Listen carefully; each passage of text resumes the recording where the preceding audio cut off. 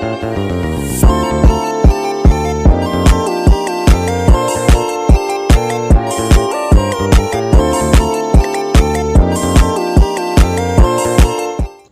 evening and welcome to our ZTV show. I'm Priscilla tonight. I'll be your presenter. Our guest tonight is from one of the top 10 company known as Deloitte.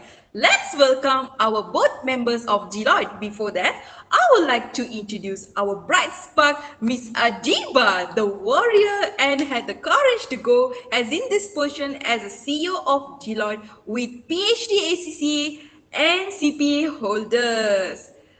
So let's moving on to Nabila, the smart and hardworking person who never gives up on this field and become the COO of Deloitte, who have more than 6 years of working experience in this field.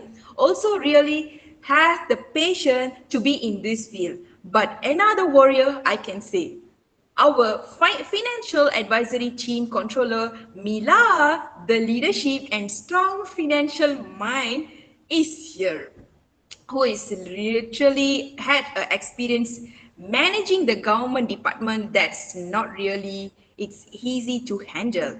And wow, our great accountant, I can say the god of savor, Miss Aina is here to tell us about financial statement performance, who also known as ACCA, CPA, and nevertheless, C team holder, also very well known in tax field. So let's welcome them with a big round of applause. So, viewers, today our topic is going to be, let's talk about the impact of IFRS on global financial reporting. So, I would like to talk about the introductions. So, since the show is about the IFRS, the definition of IFRS is the International Financial Reporting Standards, where the sets of accounting standards developed by the International Accounting Standard, which known as IASB. They aim to provide a global framework for how public companies prepare and disclosure their financial statements. You know what? IFRS are designed, also they bring the consistency and transparency and comparability in the financial statement of companies. And this is not only here, and the company is also in a worldwide. And this can be also facilitating better decision making by those investors and other stakeholders. Yeah, and also this standard cover a wide range of accounting activities. And also this including the particular types of the transaction and other events should be reported in financial statement. So let me first ask question to Miss Adeebah. So hello Adeebah, how are you?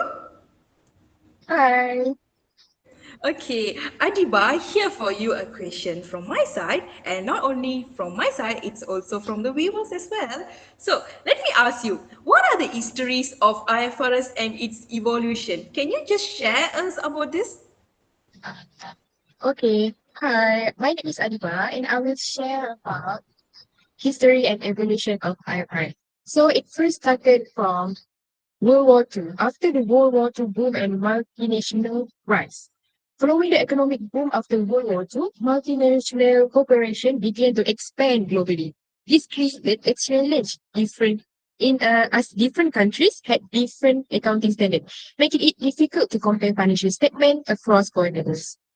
After that, the standardization efforts started. The International Accounting Standard Committee, IASC, was formed in 1973. The IASC issued a series of standards called International Accounting Standard, IAS. Then, IFRS takes over. In 2001, the IASC was restructured and became the International Accounting Standard Board, IASB. The new board continued to develop accounting standards, but this were now referred to IFRS. Existing IAS standards remain valid unless superseded by new IFRS. So basically, IAS is the old one and IFRS is the new one. Both is still valid as long as they are not contradicted to each other. Next is EU adopts IFRS. For example, there is a major turning point came in 2002 when the European accounting standard USGAAP hasn't fully adopted IFRS. However, the Security Exchange Commission, SEC, has explored the possibility of allowing US companies to use IFRS in the near future. So that is the basic history of IFRS that I can tell you guys. Wow, that's really interesting. Okay. Thank you, Adeebah, for your information. I think I'm really mesmerized by your history of the IFRS and the evolution. Not bad. So that is how IFRS was formed, guys. My next wonder is, what is the purpose of the IFRS? Can Miss Mila enlighten our wonder? Hi, my name is Shamla. So I'm going to talk about the purposes. So the first purpose is enhancing transparency. So as you know, IFRS aims to increase the transparency of financial statements by requiring companies to provide comprehensive and understandable financial information. These help investors and other stakeholders make informed decisions. As you know, transparency is more into equality or open and honest statement. Second, about promoting comparability. So, by standardizing the financial reporting across different countries, IFRS allows for the comparability of financial statements between companies and industries, regardless of their geographical location. This comparability aids investors in evaluating and comparing the financial health and performance of various entities, as we know that they compare regarding about financial health and the performance. So that's the comparability is over there. Lah.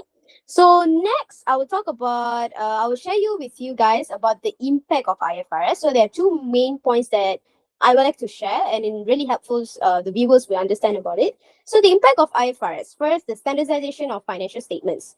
So the financial statement should be standardized.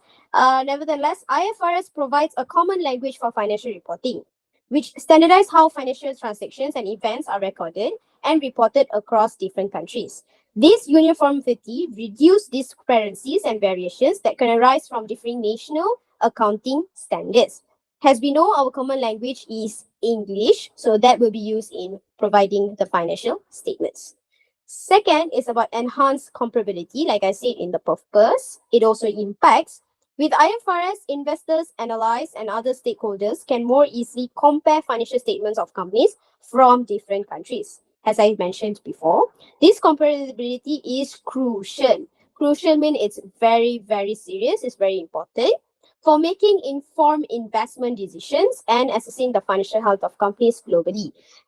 You know why this comparability is very important for the investors? So that the investors will think whether they should invest in this company, they should invest or not. So the investors will always see the financial performance by comparing how is the financial health, how is the performance of the company, and so on. So I think hope my points have delivered to the viewers. Wow, that is so wonderful. And when I asked about the purposes, Mila also explained how the IFRS impact global financial reporting. That's so nice of you, Mila, and really heads off of you by explaining us more and also by giving us the example. And without delaying, I also have a question about what are the key differences between IFRS and other accounting standard? Maybe Adeebah can tell us about this. Okay, hi. So the major differences between IFRS and other accounting standard, particularly in right now, I want to highlight the differences between IFRS and USGAAP, generally accepted accounting principles. So it lies in their approach, principle-based versus rule-based. IFRS leans toward a principle-based approach, focusing on underlying principle of accounting transaction. This gives companies more flexibility in applying the standards, but require more judgment and interpretation. Financial statement may also include lengthier disclosure to explain this interpretation. Good. So anyone would like to add maybe the differences IFRS and GAAP? Okay, hi guys. So as you guys know, I'm the accountant of Deloitte. So I really agree with Deepa, but I want to add one more point, which is the key difference between IFRS and others accounting standard, which is GAAP. So the other difference is GAAP is rule-based approach. In contrast, US GAAP is more rule-based, providing detailed instruction on how to handle specific situation. This reduces ambiguity, but can also be less adaptable to new or complex business model. So that's all. I also have a question here, maybe Miss Adeebah. So, what are the example? Maybe you can add some example on this. Okay. One of the example that I remember between the differences between IFRS and USGAP is their inventory valuation. IFRS prohibits the LIFO, which is last in, first out method for inventory valuation, while GAAP allows it. This can lead to differences in reported profit, right? Yeah, and another example is disclosure requirement. Because the level of detail required in financial statement disclosure can vary. IFRS may have a more extensive disclosure requirement compared to some other standard. Correct, right, Deepa? Yes, I agree with you, Aina. It is important to note that there's been a push to converge IFRS and other standards over time. This means both GAAP and IFRS are becoming more similar in recent years. That's so nice, Adiba and Aina. It's really so good. So, we have a question from our viewer regarding the benefit of IFRS. Maybe, Aina, I would like to ask from you. So sure, I will share the benefit of IFRS. So the first benefit is increase the transparency. IFRS aim to provide a transparent view of company financial position, performance, and cash flow.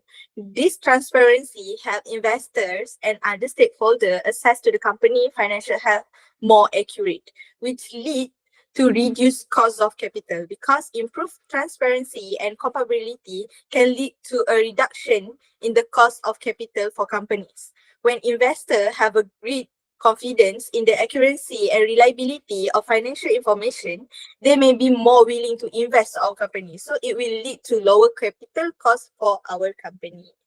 Yeah, that's all for me. Thank you, Aina. That's so sweet of you for explaining us this much. And I will also ask about our great Nabila here. And Nabila, maybe you can give us some ideas about what Ainina have shared us about. Okay, so let us dive right into the complexities of adopting IFRS. While there's a goal of increased transparency, the road to get there can be bumpy. One major challenge is the complexity of the standards themselves. IFRS are principle based, which means that they provide general guidelines rather than strict rules. While this allows for flexibility, it also requires significant judgment from accountants interpreting and applying the standards to the specific situations. This can lead to inconsistency in how companies report their financials, potentially reducing some of the hope for comparability. So, cultural differences add another layer of complexity. Accounting practices can vary significantly across countries. For instance, many European countries historically value PPE differently than IFRS dictates. Adopting IFRS might require companies with significant European operations to make substantial adjustment to their accounting metrics, which can be a lengthy and complex process. Additionally, ingrained mindsets and established internal process can create resistance to change. So one real example work is Toshiba. The Japanese conglomerate faced challenges during their IFRS adoption due to their cultural differences. Their established accounting practices, particularly around valuing certain assets, differed significantly from IFRS requirements. This has led to delays and complexities in achieving consistent reporting across their global operations. Thank you, Nabila, for your explanation. That was so wonderful of you, and thank you for your time about explaining us the example of the Toshiba as well. And so, as a result, I would like to put all together the impact of IFRS on global financial reporting, definition of the IFRS, and then we can say that Adeebah have explained the history of IFRS and its evolution, and also we can say that the purposes which explained by Mila, and also she also explained the IFRS impact global financial reporting. And we also have the differences between the IFRS and other accounting standard explained by Miss Adeebah. That was so wonderful of you, and we also know a lot of general knowledge from based on the IFRS, the accounting standard guidelines. And Aina have also explained us the differences between the IFRS and the GAAP, and what the GAAP do and what the IFRS do. And also Adeebah give us the examples throughout the topic. And also Aina have also shared the benefit of IFRS where the viewers on the other end, we also can say that Nabila, she also have explained us the complexity of the standard and also the cultural differences in the IFRS and the standards of the financial reporting. So altogether, I would like to thank you to all of the board of directors of Deloitte for joining us tonight. And the viewers, stay tuned with us until I see you tomorrow, 8 p.m. of our again shows.